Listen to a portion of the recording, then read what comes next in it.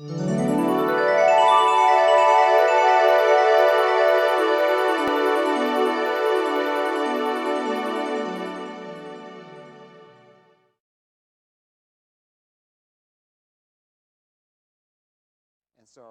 I think that's a great intro for our next speaker, which is Reverend Janee Marth. And I've known her for a while. Before I go into your bio, I have to say a couple of things. What I love about her is her ability to create peace wherever she walks. She has that kind of energy that just, you can be whirling around. She steps in and looks at you and you go, and you're centered. You're centered. She's an ordained minister and lover of truth. Her joy is in seeing people discover the truth of their own being and come into a knowing of what they really are. She has a passion for leading meditations and remembering together the power of love. Her life purpose is to be that love and to bring that love into all that she does. Her soul talk is called Awakening to You. Put your hands together for Reverend Janee Marth.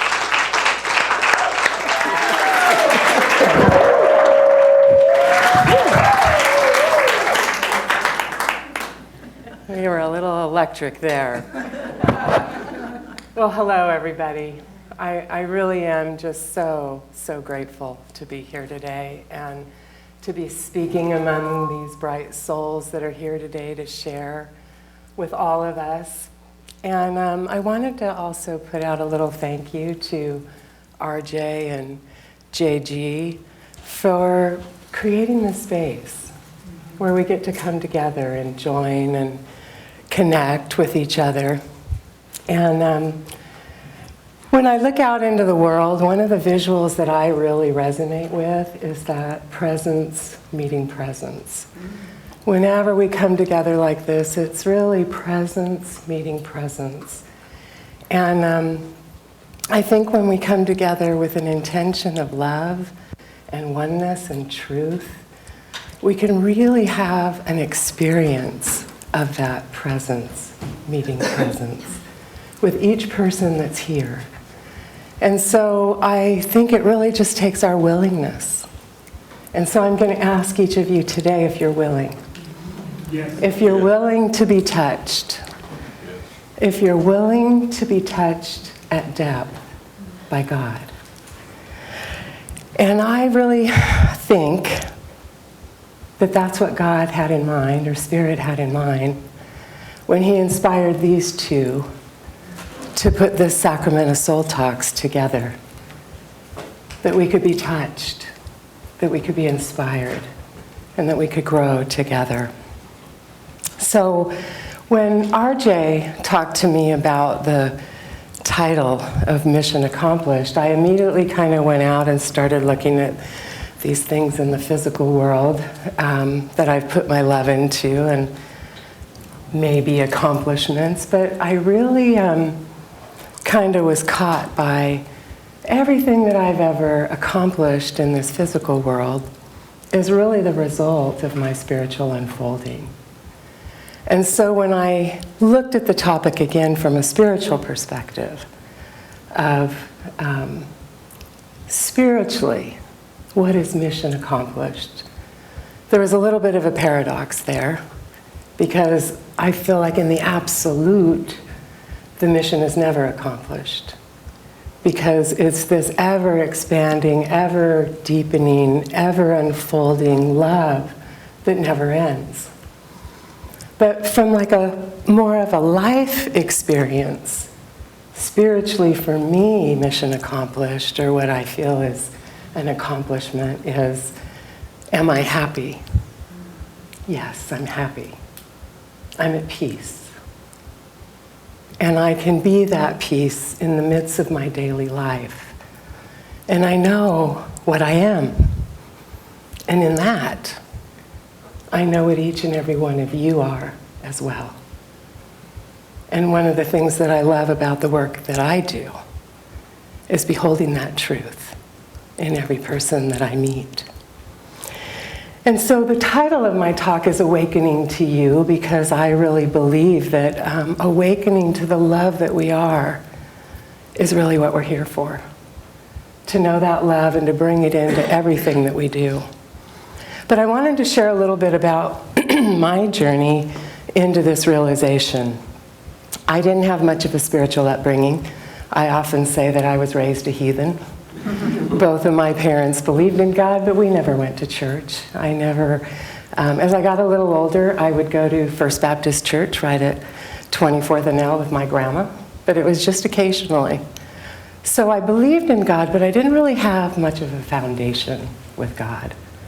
And when I started working for the state, I was really young, and that was back in the old days where we didn't have cubicles. Everybody was in a room together, and I sat right next to this born-again Christian and Jehovah's Witness. And on a regular basis, they would argue and compare scripture, and I just kind of thought to myself, you know, I don't really even know what this is in my heart, but I know that it's not that.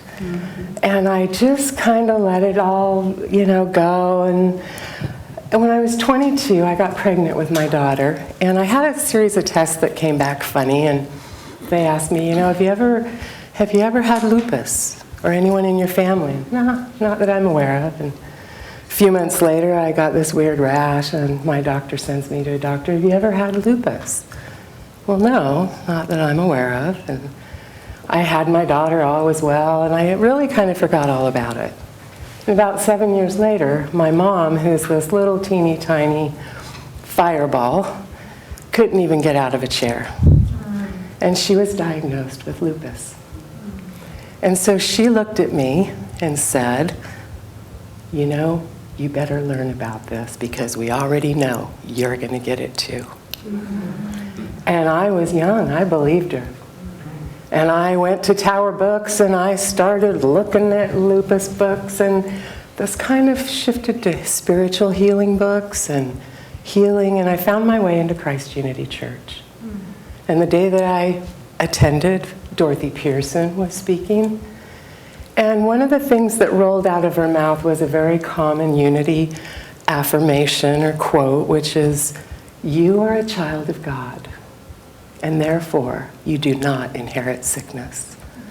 And I was struck by that. And like many people that I've talked to that attend Unity, when they first attended, they knew they were home. And that day, she announced that 2 young ministers were coming to Wednesday nights, Michael and Faith Moran, to start their ministry. And so I attended. And I attended every service and every workshop and every class, and I did my CEP credits all over the state. And Mike and Faith left and came back, and I was a part of Spiritual Life Center. And I could not get enough of all of this. Could not get enough.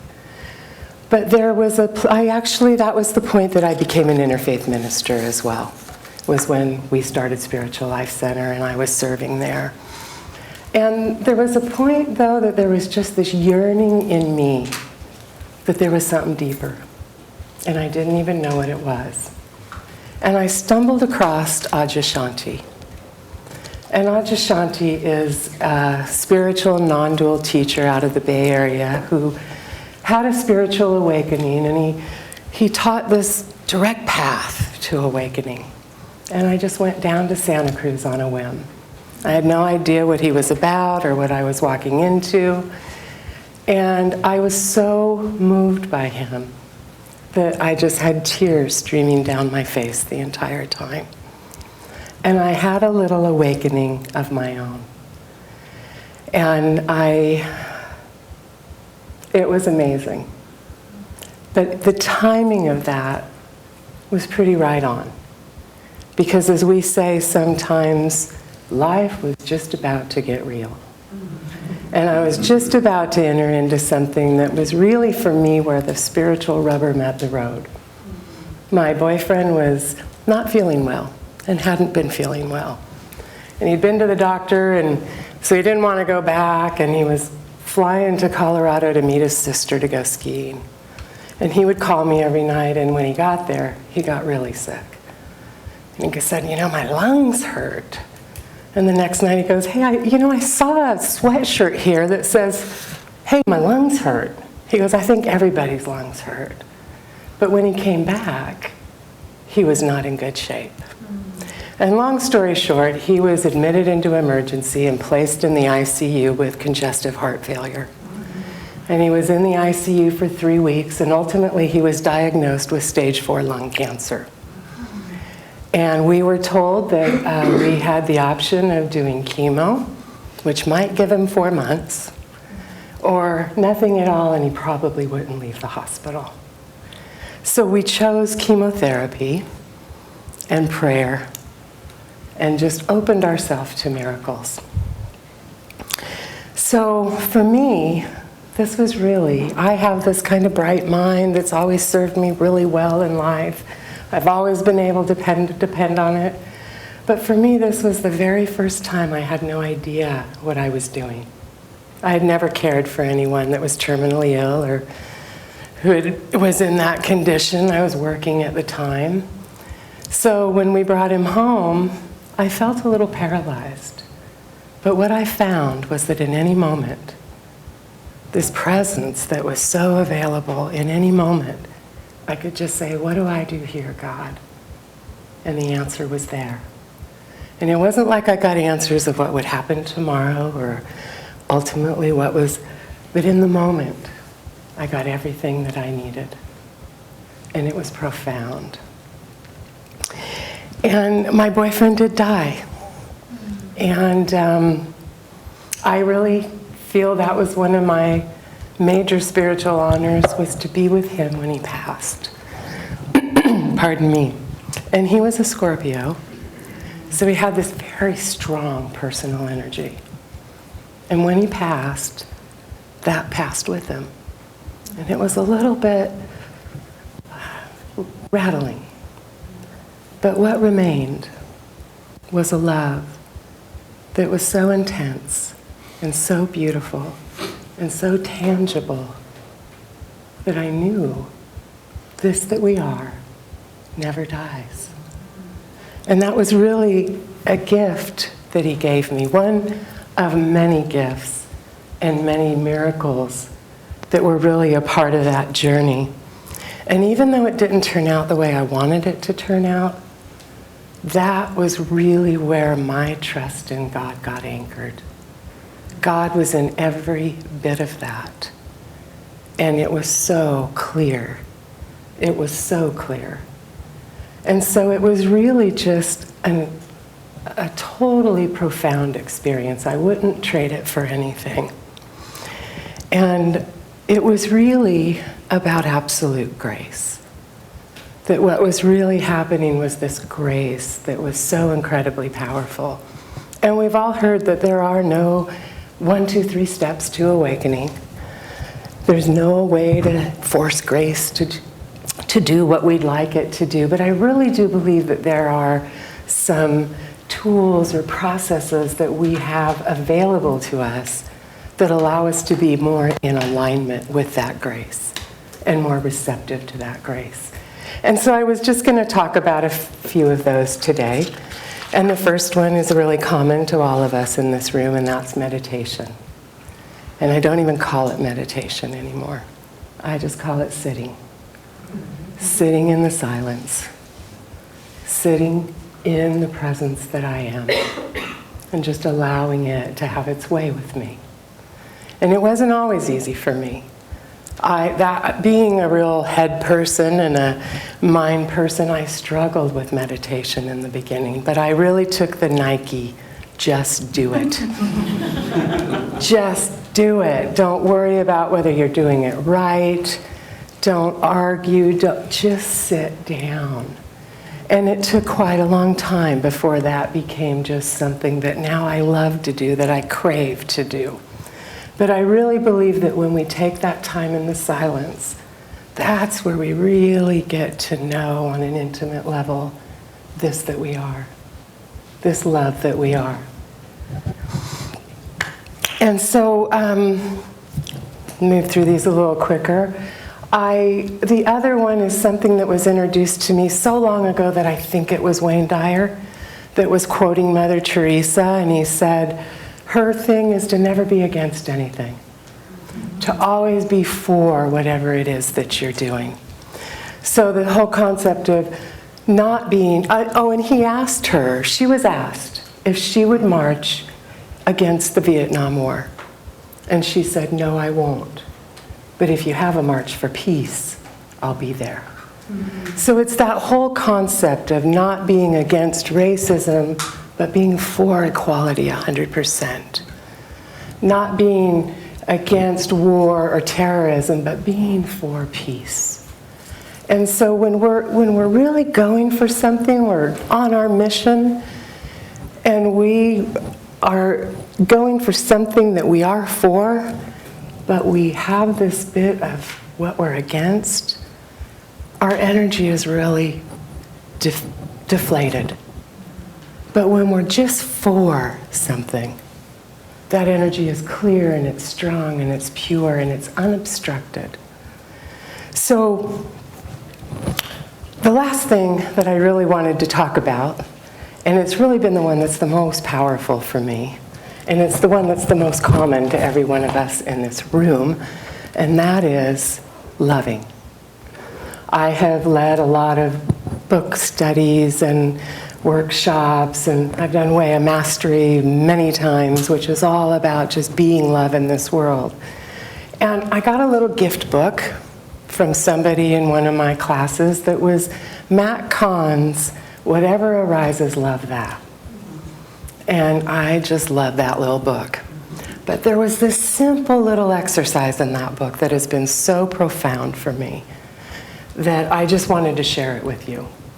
So, it comes in a couple of flavors. So if there's any pain in our bodies, physical pain, emotional pain, whatever that pain is, that you simply just put your hand on wherever this pain is, and in the most loving and supportive way, you simply say, I love you. I love you. And you continue that for 2 minutes. And it says even when you don't feel it anymore, because in the beginning you feel it, to just keep with it for 2 minutes. And this has really been a profound exercise for me. And the other way that it's used is when we react. His whole concept is we need to have more love, not less. And that sometimes we can really judge ourselves when we react to people. So the other way this is used is when you react to anything or anyone, you simply say, I love you, to that in you which is reacting. And then I love you to whatever you're reacting to or whoever you're reacting to. And in my opinion, this little exercise really builds a new habit of responding with love first. Responding with love first. And it's so quick to shift that energy. One of the areas that I still have a little bit of a challenge is in traffic. And this exercise has really helped that a lot, believe me. But that's where this was mostly applied. So when I'm driving and someone cuts me off, I've been known to utter a bad word or two. Okay. But with this process, the instant that I see it, it's an, oh, I love you. And I love you.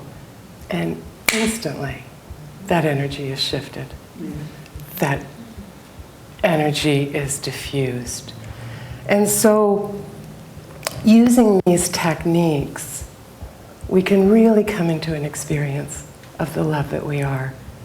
What I found is that my body really responds to physical love. Everybody's body responds to this love. And I'd heard about self-love forever. Haven't we all heard that? The most important thing is love yourself. This is such a simple technique to love ourselves. It gave me such an appreciation for this body and an understanding that why they call this the temple of the living God, because that's what it is. And I am going to wrap this up, so I'm just going to say, when we're talking about mission accomplished in your own life? Are you happy? Are you at peace? And when we find ourselves in those places where we're challenged, go within. That's our remedy. Go to that truth of who you are. Because never, ever, ever underestimate the power of your love and what it's capable of in shifting in this world. And so thank you. I'm going to wrap it up there.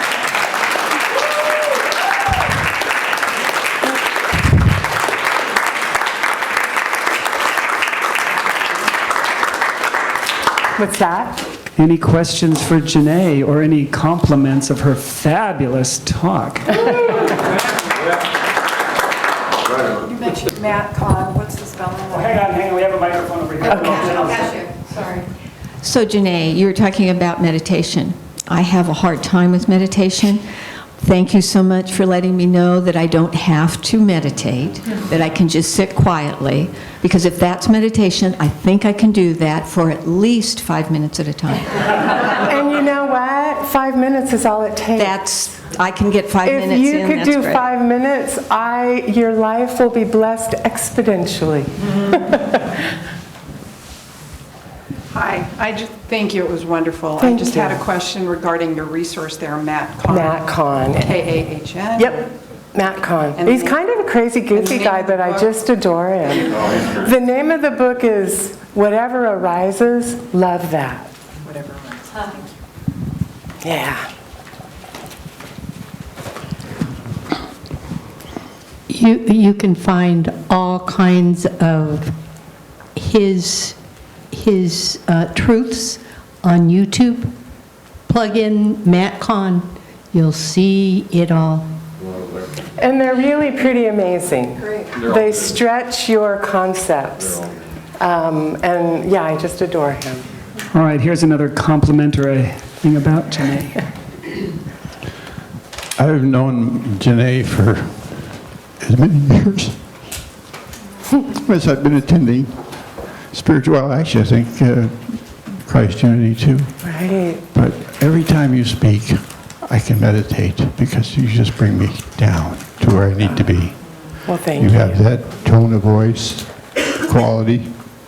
I love you. I love you too. And you know, I really don't take much credit for that. I really believe that spirit is what we feel in those. So thank you. Thank you. I also want to say that when you started your talk, you did put me in that place of just settling into Sacramento SoulTalks, and it just feels like you've anchored the energy for this for the afternoon. Well, thank you. Okay, here we have one more comment here, and then one more after that, and we'll wrap it. Okay. I love you. Just, Not you. that's all I'm going to say. Reverend Janee Marth. Whoa.